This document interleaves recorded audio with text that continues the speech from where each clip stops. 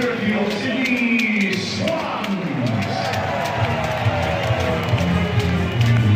Cheer, cheer the red and the white, honour the name by day and by night. Welcome back to A Bevy of Bloods, a fan podcast of the Sydney Swans Football Club. So to all you loyal Swans out there, you just can't get enough of the red and the white.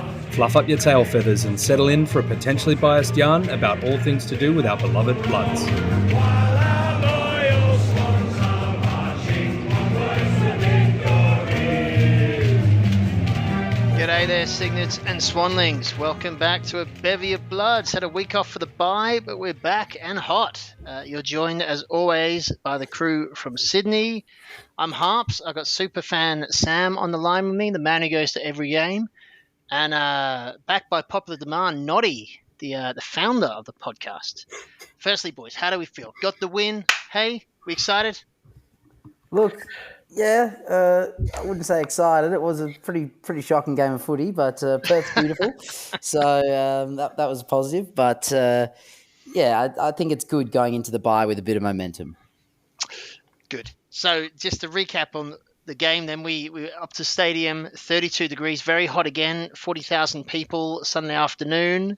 A friend of ours texted the group and said that's lucky that it wasn't a beauty contest because it was the worst thing I've ever seen. But we won. We won right at the end, 9 goals, 14, 68. 9 goals, 11, 65. Noddy, welcome back, first of all. And how'd you find the game, mate? G'day, Harps. Good to be back, mate. Yeah, look, it was I'm going to do 3 words here. I'll carry on that from last year, and this is in order. They're not always in order, but this was very clear for me. Disgusted, stressed, and then relieved. So I think Sammy's already alluded to it, but geez, it was an ugly game of footy. It was the type of game that you wish that some other club played and not your own. But there were certainly positives to take out, and we're going to go through those as we flesh it out. Disgusted, stressed, relieved. It sounds like my wife when I make Sunday dinner. Noddy. Well, that's... I'm trying to be diplomatic here. It's I'm sure you put together a nice Sunday roast, mate. Thank you, mate. You've eaten in my house. You know, it's There's relief at the end. Yeah, there is stress on the way though. Let's stay positive, Noddy. So, talk about some positives. Yeah, it was not the best game of footy, but we did get the win. So, what did you see as positive? I think that's it, Harps. The big takeaway is that we avoided 0-3. We got our first win for the season, so we're 1-2. And I don't know if it's more important. It's probably not, but importantly, Coxy got his first win as head coach, and he did it in his home state, no doubt in front of lots of friends and family. So I think that's a good moment. As you called out, as we were chatting beforehand, you could see the jubilation and the elation in the rooms after the game. Lots of Gatorade, lots of hugging. So you get the feeling that there was a bit of pressure internally as well, and so it was just good to eke out the win. Yeah. I've never seen Cox really looking stressed before this season started because he was always sitting next to the horse, right, kind of looking over at him, fearing for his life. But different kind of stress. First 2 rounds of this season, and indeed against Freo, I thought he looked very stressed, and you could see, I agree, how much it meant to him with the win. Sammy, you were there. I mean, you kind of hot, ugly game. What did you take out of it, right? Look, I think the first quarter was horrible as per last year, but after that we won all 3 quarters. So I think that's a big positive. And I think some of the stats we won were quite telling as to how we won it. So we won the tackles, so good pressure. Won the clearances by considerably, so I guess territory. And we won in marks, not inside 50 nor contested, but it shows that we probably controlled the game a little bit better. And we lost most of the other stats. So I guess there's some pretty key stats that we won, to get us just over the line. But again, was not a good game. And Sammy, what did you think of Freo? I mean, they had I thought probably best on ground in Tracy, 4 goals through him in a 9-goal game, right? So a lot through one player. What do you think of Freo as a team? They're a good side. They've been good all season so far. Oh, they didn't. They didn't show it. They also got flogged by Geelong in round one, so I Yes, true. wouldn't really say they've been in hot form. They had a pretty average preseason as well after coming out. Being a team people expected to be top four. So I think they're still yet to hit their straps, but they probably will. Bounce back and be a competitor. But right now, I wouldn't see them as too threatening, even though we were 1 second off losing to them. I thought they moved the ball better than us, though, like in terms of like fast ball movement through the middle. I think they consistently did that and looked more of a threat, going forward with speed. But outside of that, I wouldn't really take too many positives out of their game, and they did win most of the stats, so that's one thing. But I wouldn't take too much out of their game as positive, just like I wouldn't take a whole lot of out of our game. It just seemed like who wanted to lose more, and thankfully we didn't want to lose more than they did Just an arm wrestle. by 1 second. Nice to win. Yeah, yeah. So you mentioned a couple of things needed to improve, right? A lot of good individual performances and some strengths as a team. Noddy, where do you think we improve? Good to get the win on the board, but how do you build on that? We're just going to some of those points that Sammy mentioned, and also Tracy. He's obviously, he's had a big season last year. He's their focal point up forward, and he's a good footy player. And obviously with the team that we rolled with through some of those forced changes, Melly, T-Mac had to go back, and it felt a lot safer and more secure with him back. But if you look, his direct opponent kicked 4, so you go, well, hang on a second. Once the dust has settled, what happened there? But I think ultimately T-Mac back with the ability to swing forward is the way to go. But in terms of what we need to improve, obviously, you start to panic a little bit with that goalless first quarter, as Sammy mentioned. That's the first against Freo since 1997. So certainly not a good way to start, especially if you think about how we started first quarters last year. I hope we're not dipping back to that nonsense. Yeah, But other than that, the biggest thing for me, and this goes to game plan, and that's why this is a very clear stat that the game plan is different, and that a lot of that beautiful footy that we were playing last year, which a lot of it is down to the key players having bursts in second and third quarter, but the beautiful footy seems to have gone, and we're down to that sort of more traditional Bloods type of footy, contested footy, high pressure, trying to win the tackle where we can, but in doing that, we've gone from the best in the league from forward half turnovers, scores from forward half turnovers, to effectively the last. Going into that Freo game, we were ranked first in 2024. We scored 30 points a game from forward half turnovers. And going into the Freo game, we were ranked like 17th or 18th, scoring like 8.5. So to me, we need to improve our forward half pressure, and then not score 30 points a game, but we need to certainly be in the high double digits if we want to keep sustained pressure on opposition teams. And Sammy's already said that both the Swans and the Dockers are teams that are touted to go deep. And even though it was a very vanilla and ugly game throughout, look, I think if you just think, would you rather have lost that or won that? I think every day of the week you say you'd rather win, even in the circumstances that we did. Noddy, that's exactly the kind of stat that we and your listeners have become accustomed to from you. Can you just elaborate on that forward half pressure point? I mean, I doubt many people would recognise that. What do you put it down to from season A to season B? Right? Why is it so good last year, and why are we bottom of the league this year? I think for the first 2 rounds, a big part of it, and this is my personal opinion, is that, and this is again, it's as a result of the injuries and the structural changes that Coxy was forced to make. I think that if you put Nick Blakey as a key defender, then you lose that dash and that real sort of unpredictability off the halfback. And obviously that's in a rebound sense, but I don't know, pressure in the forward half, I don't know, because we had elite pressure, and that was really the pressure. Our pressure game is what got us back into the game. Our pressure was 200 or 200 plus for most of the second and the third, and that's ultimately where where we got back into the game. Obviously, the key moments that we'll touch on that won us the game, but the pressure got us back into the game. And I felt like it was more around the middle of the ground rather than forward of in our forward half. So I don't know if Harps or Sammy, you have an opinion on that, but I can't really put an answer to it other than maybe some of our small forwards need to work a little bit harder.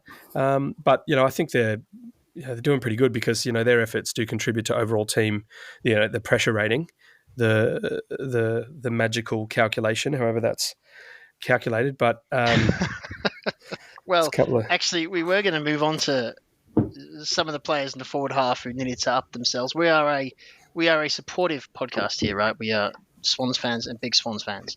But Sammy, I think we'd still like to see more from Hayward. Florent, I think slightly upticked, right? We'd like to see more from him. Yeah, I put a little bit of an asterisk on there. I think I go pretty hard on a couple of players who thankfully weren't in the 23 this week. But yeah, look, I think I would almost put performances of those two down to part of the reason that that maybe our scores from turnovers aren't as good. Hayward has had a really shocking start to this year. He's missing sitters. He's not touching the ball often. He looks bereft of confidence, doesn't he? Yeah, so I think that's that's one part. I think we're also we do have quite a lot of personnel changes from the back end of last year, but ironically we actually have more small pressure players in our forward half at the moment. So it is strange that we're not getting more from all that pressure in terms of scores from turnovers, but it is. I guess it is, players finding their feet in the team. So I think that is a big reason that is the outs of our best 22 or 23, as to why that's the case. But yeah, I think also the way we're moving the ball is very slow in comparison.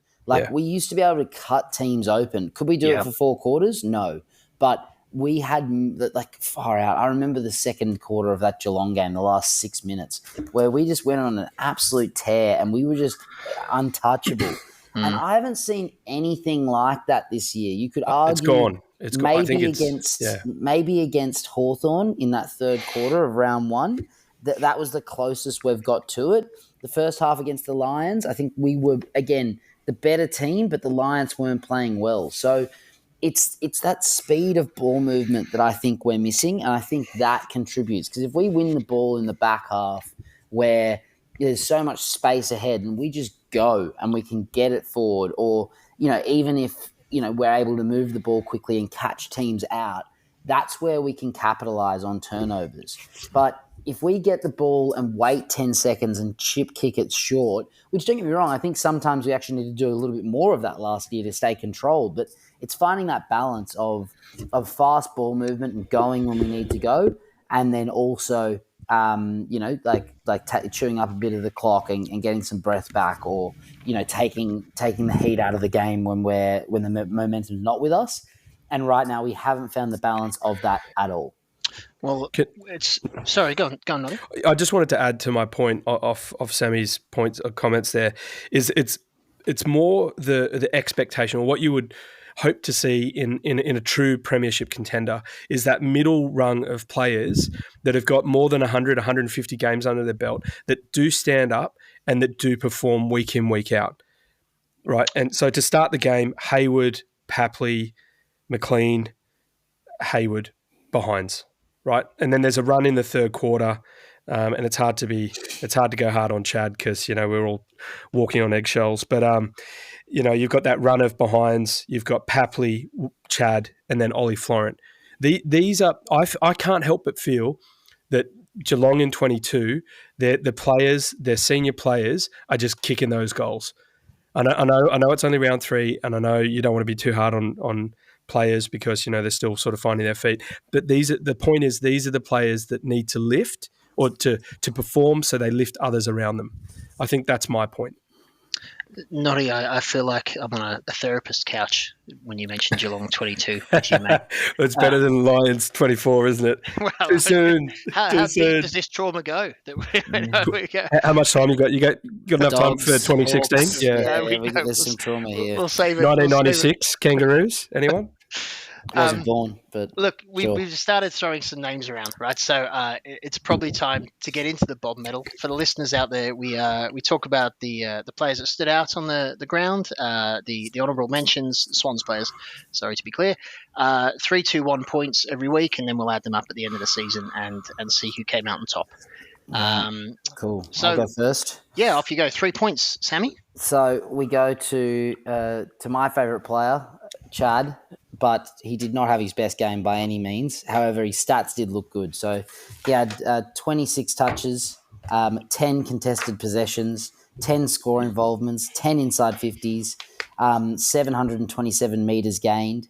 However, he only went at 58% disposal efficiency, kicked 1 goal too, and the goal was a gimme from McLean of 50, which should never have been paid, by the way. It was a horrible 50 from the umpire, but obviously to our benefit, so don't mind it.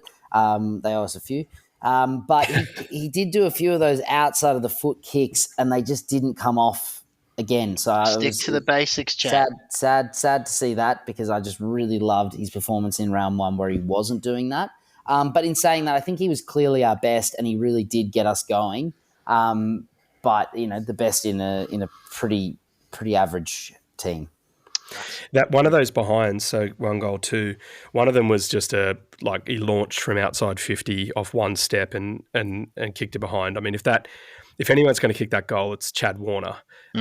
So if he kicks that might have actually been one of those. That might have been that in that run, in that third quarter run that I mentioned. But yeah, I think it was a pretty solid game, especially with everything, all the writing on the wall with the contract stuff, and there was a lot of jumper tugging, and then there was that big jump into Coxy's arms after the game, as you mentioned, Harps, and I think a lot of Swans fans were like, oh, geez, look out, we might get him over the line with a 2-year extension here, and then he fronts up for that Channel 10 interview in Perth Airport. As does this mean you're staying around in Sydney for 2 years? Oh, no, not necessarily. So. Look, I don't know. The Western Australian crowds what to expect. Well, that's right. Yeah, he was really getting up in the grill of the Dockers, and Shea Bolton at the end there. I think Bolton put a sly headbutt into Chad, but I think it worked because Chad went back, and then that was that final sequence which we almost bombed it. But yeah, I agree. I think that was a clear 3 points for Chad there. Very good. 3 for Chad. And then Noddy, 2 points a man. Jordan, who is up to 5 now. He's one of our early season leaders. Oh, look out. A cumulative update. A little bit of an Easter egg there. Yeah, JJ is, I think he's probably leading our best and fairest to this point of the season. He's just Mr. Dependable. He's shutting down like premium midfielders of top 4, certainly top 8 contenders. And this week was no different. He kept Caleb Sarong very, very quiet. So JJ got 24 disposals, 17 contested, 10 clearances, which was best on ground. The next best was our Isaac Heaney on 6 for reference. Caleb Sarong was kept to 9 disposals, 5 clearances, and 9 contested possessions. His career stats list as 26 disposals, 6 clearances, and 14 contested possessions. So you're keeping one of the best mids, and many say that he's going to go deep in the Brownlow again this year. So yet again, JJ's got another notch in his belt. He really is a giant slayer in terms of nullifying opposition players. And look, you could say, Jager O'Meara was that role this week on our Isaac Heaney. He had probably a better game than Isaac in that role, that run with role. But yeah, I just think JJ is performing that so beautifully for us, and really is. I don't know about you guys, but for me, like JJ is almost the first magnet on the board at this point of the season. So it's off script, Noddy, but I'm going to ask you, who do you get him to tag against the Kangas? A couple of real tantalising lineups there. That's difficult because they've just got so much firepower through the middle. It depends who they're going to roll with. Like, obviously, LDU springs to mind. Parks could be there, but he's probably playing a little more forward. Jai Simpkin, although he's coming off the halfback. It's basically, the Kangaroos are basically, there's basically 15 first-round picks who are all midfielders. So it just depends what Clarko wants to do on the day, I think. But for me, LDU jumps out. I don't know if you guys have an opinion on that. I'd say it'd be LDU or Simpkin at this point because Simpkin is playing a lot in the mids. Is he? Yeah, okay. Harry Sheasel would be in there, but I watched him and I did not think he was. It was very impressive against Adelaide out of all their mids. I think Simpkin was probably their best of the mids, but LDU is very, very explosive. So I think it would be. Yeah, LDU just for his potential. It'd have to be one of LDU, Simpkin, or Sheasel. You wouldn't go Simpkin, I don't think. It'd have to be LDU or Sheasel. Yeah, or Tom Powell. Tom Powell is one of their big ball winners at this stage, but he doesn't have that resume like Neil and that explosiveness. Yeah. Though. Like I think I think he's probably more of an accumulator than he is a great ball user. Or like a massive. Watch him be best on ground. After I say this, but I don't think he's. If that makes any sense, I just don't think. I think he gets a lot of the ball. I don't know. I don't know if he's necessarily that sort of scoring link type of player in comparison to the other two. Okay. Harps is regretting his question. Yeah, I'm just about to apologise to the listeners. This is on you, Harps. This is on you. You can feel the passion. This is exactly how our games at the Swans go. You ask these two a question, and you're still there nodding 20 minutes later. In a good way, I will say, guys. All right, we're down to 1 point, and I'll just say that before we decided on 1 point, we talked about even giving out half points. There were so many players that might have got the 1 point. We went Wicks, Roberts, Lloyd, Bice, Hamling, Hanley, but Sammy, we landed on Rowbottom.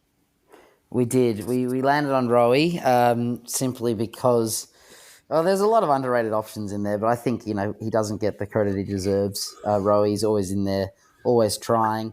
I think what got him over the line was his 82% disposal efficiency from 12 contested possessions. That is so elite. He got two goal assists as well. The most important of the game, if I could jump in, Sammy, he was the one who kicked it to Amati. True. For clutch. Yeah, very true. And gave the forward a good chance with a one-on-one. So look, a very solid game. Nothing necessary outside of those stats I mentioned. Nothing necessarily stands out. But as we've mentioned, there were a lot of serviceable players, but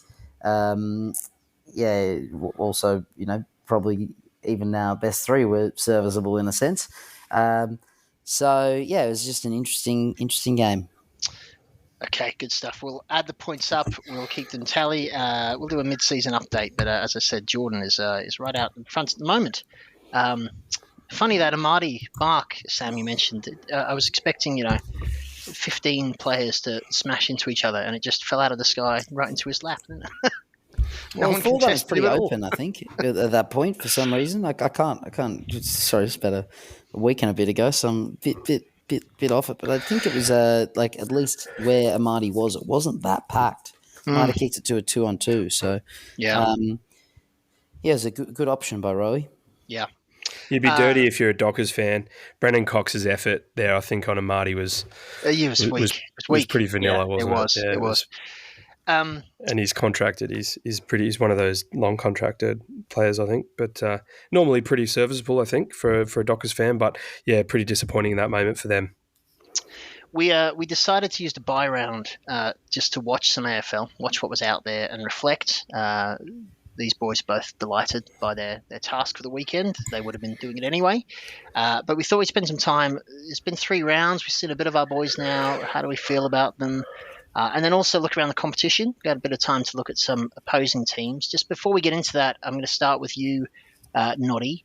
I'd just like to shout out to Laddams. I was reading my game notes after the game, and 3 times I had Laddams question mark. And I was thinking afterwards, what does that mean? Because usually Laddams question mark is like, what is he doing? But on reflection, I thought, I thought he looked pretty good. I thought that was as good as I've seen him play. So nearly got the point, Laddams, in my eye. Well done, Laddams. I distinctly remember sending a text message to the group saying that Laddams was surprisingly not shite. Yes. But I Yes. guess again that goes to that sort of tells you where we're at with him. Mostly just because of the decisions he's made over the journey.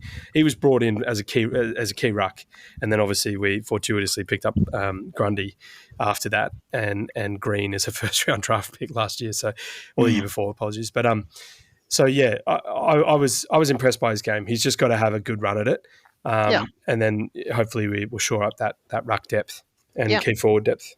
Yeah. And sorry, just before we move on, speaking of rucks, McLean had a great second half to the game. I think we all felt as well. Nice to have him back. Well, honourable mentions, mate. Yeah, I think his efforts in the third quarter were huge. His tackle on, was it Draper, and then picks it up and then snaps, and then I think what was his other one? It was just two efforts from him that were huge that got us back into the game. Yeah. Any other HMs there? Honourable mentions. Yeah, look, I think Sam Weeks had a really, really good game on Shea Bolton. He definitely looked the most dangerous whenever he got the ball. He's a very tricky player, and I think Wicks is just doing again a really good job in a role that is quite unfamiliar to him before this season. So, good on him. And we all liked Bice. Nice from Bice. Oh, the Bison. Oh, he's great. Bice, baby. Dum dum dum dum dum dum. That's good, Donny. That's good. I mean, there's a lot of playing that after if he scores a goal. That's his song. It's Yeah, got to be Bice, Bice, baby, or the theme song to Miami Vice. But I couldn't tell you what it is. I don't know that one. But everyone knows Bice, Bice, baby. Did you just say Miami Vice? Yeah, Miami Vice with a B. No. But I thought you said the theme song to Miami Vice, not Miami Vice. Yeah, so yeah, that's how deep. That's how deep. Yeah, I've renamed the show, and he's the main character of that lovely Mo that he's sporting. So yeah, nice. All right. Yeah. I just got a message from our sound man in the chat saying, "Harps, get them under control." So we're going to move on. We're going to move on. You're joking. Sammy, 3 rounds, 2 losses, close losses, 1 win, ugly win. How do you feel about us? What have you seen that you've liked this season? What do you want to see more of? How do you reflect on kind of the first month? Look, I'm happy, obviously, that we've got the win, and I'm actually not too unhappy that we're losing games now and that we can grow into the season. We're not getting dominated. We're not playing our best footy, and we're still hanging in games. So I think they're the positives, but really I think we just need to get our best team fit and back on the park, and increase the competition for spots, and really just start playing better football in terms of that consistency of when to control the game and when to send it and when to go. A lot of good players to come back. A lot more than Freo has for sure. Hayden Young and Nat Fyfe, but he's not even really in their best 22 at the moment. But yeah, a lot more than I think the Bulldogs do as well. I keep thinking about if we were 0-3 after that, and then coming up against a fast rising Kangaroo outfit. That is pressure.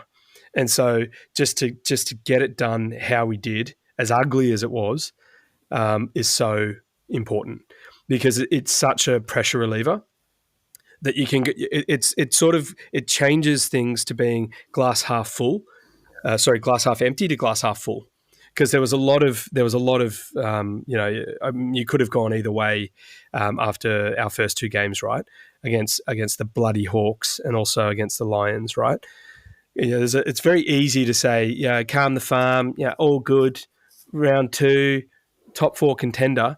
But if the second you have your 0-3, still against a top 4, top 8 contender, the pressure is the kind of thing that can be insurmountable, and then quickly you go 0-5. Yeah. Right. So, and I mean, we've been within a goal at the third change every game, right? So, to your point, to be in those games all the way through and then to lose them would be, that adds scars, right? Frustrating. The frustrating thing I think is obviously losing at home. I think, and the way that we did to be in those games, as you say, but to lose the game by a couple of goals really, with some dodgy calls against the Hawks. Can I just put this out there? I think Will Day is Nick Dacos of 2024. This bloke gets every call his way. I know he's good. I acknowledge that he's very, very good. But for me, he is the guy that is going to get every single call go his way this year. I know this is not the Hawks episode, but They duck into tackles, the oh, Hawks. mate, it's like oh, they're all focusing on the not 15 rule.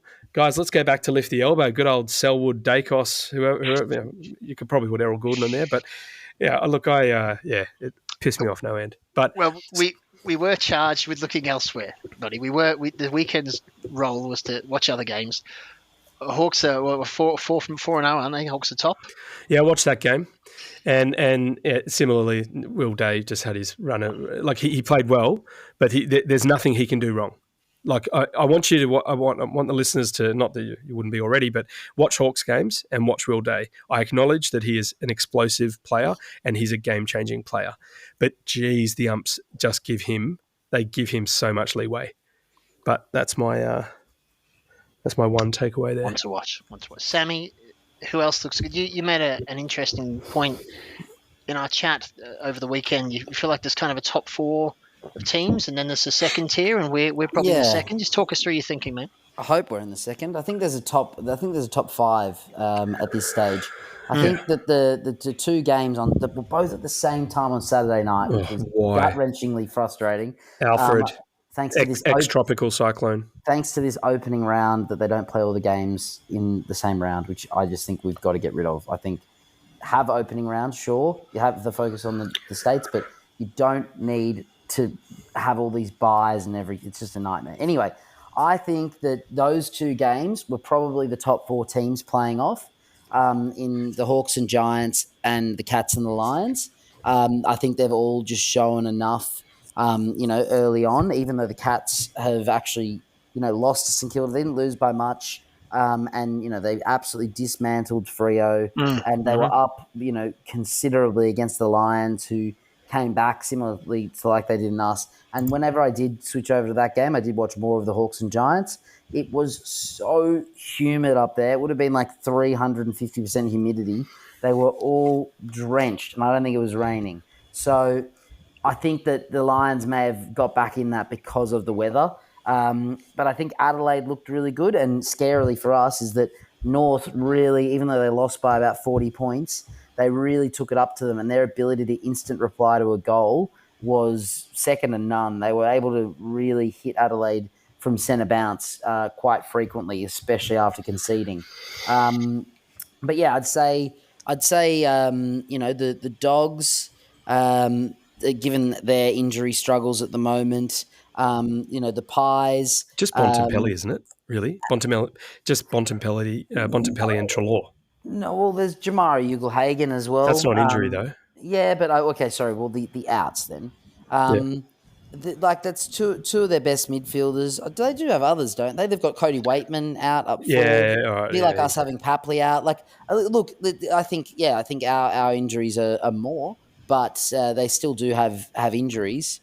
But yeah, I'd say probably Collingwood, the Dogs. Hopefully us, and seemingly from the game on Sunday, North Melbourne would be that next four teams vying for that.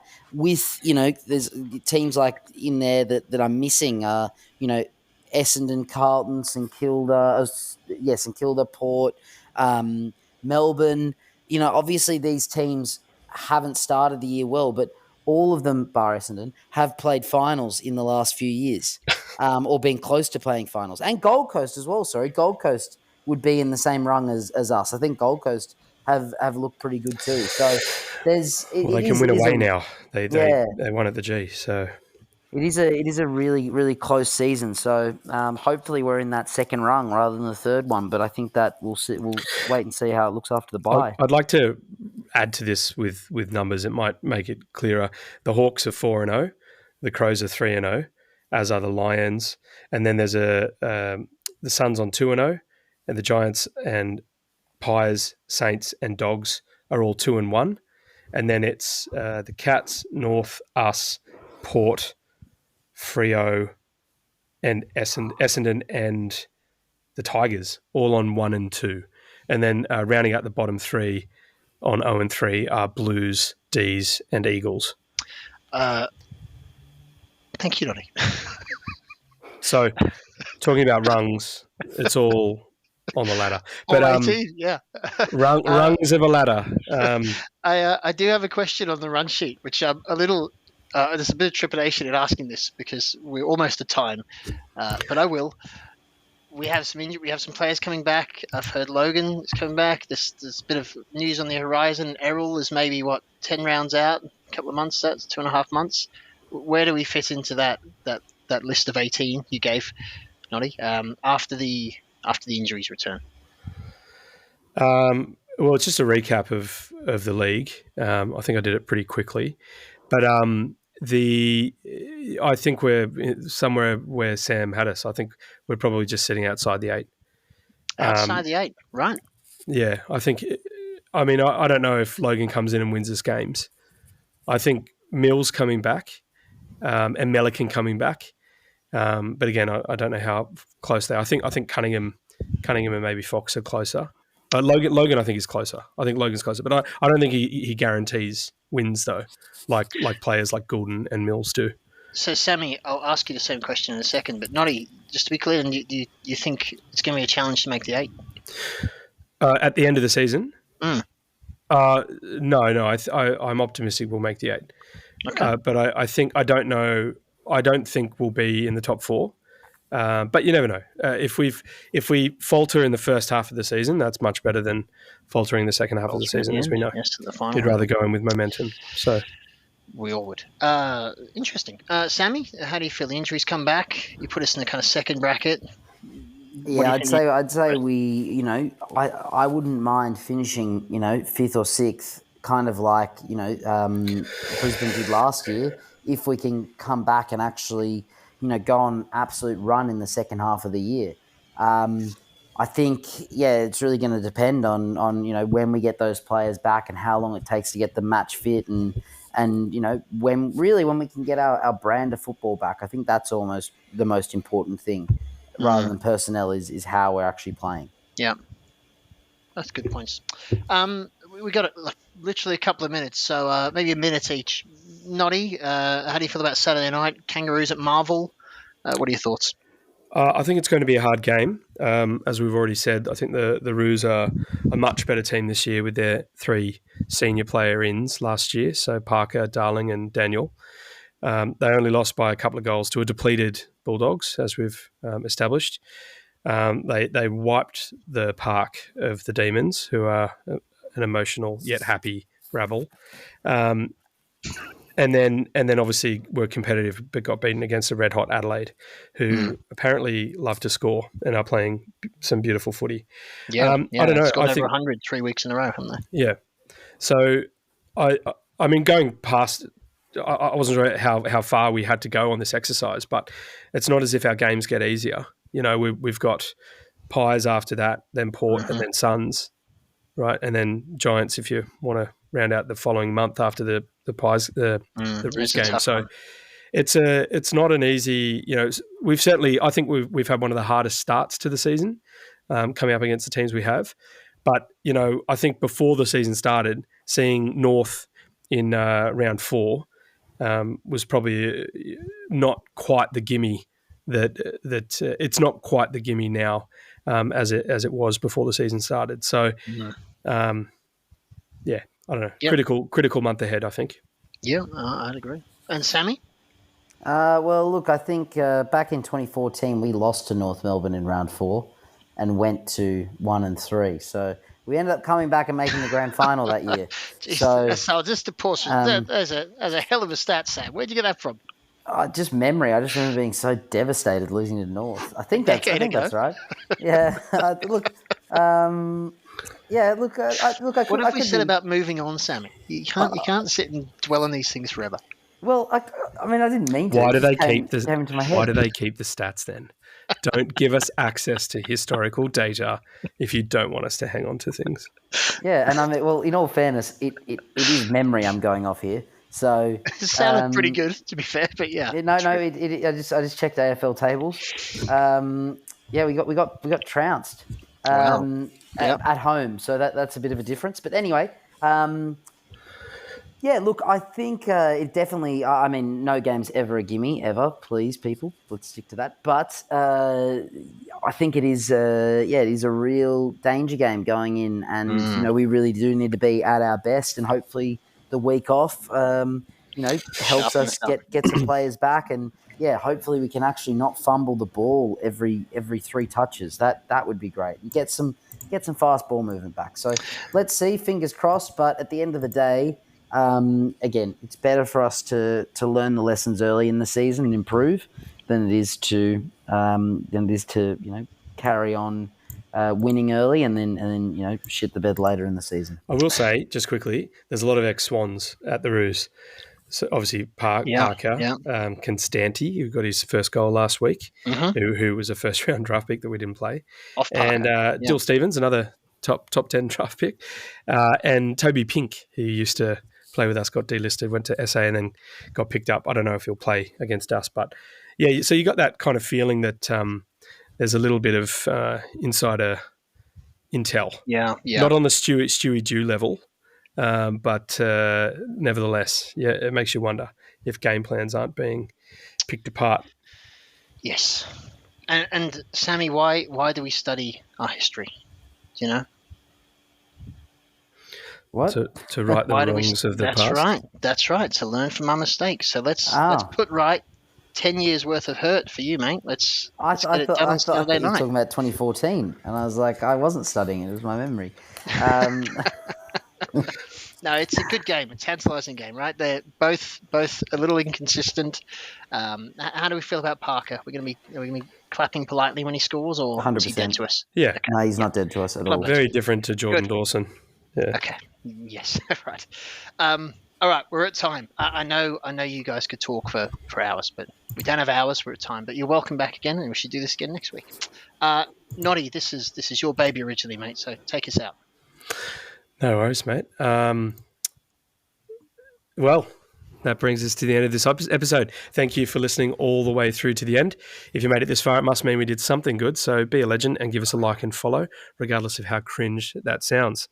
Whether in person or on the putty, we look forward to you joining us whenever you can next time. Until then, up the bloods. God, What is?